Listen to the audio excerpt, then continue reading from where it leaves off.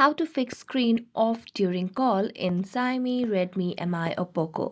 Hello everyone, welcome to this channel. I'm Emily and I'm here to help you out today. So without any delay, let's get started. So first of all, launch the settings application on your device.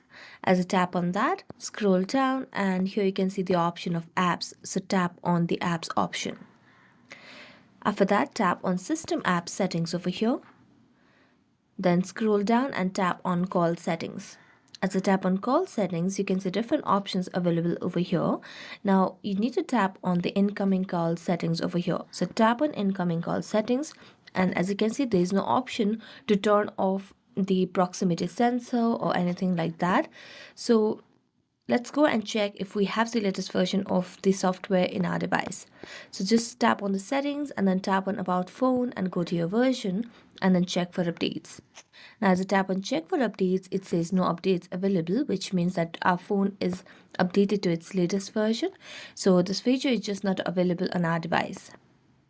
So thank you so much for watching this video. See you next time.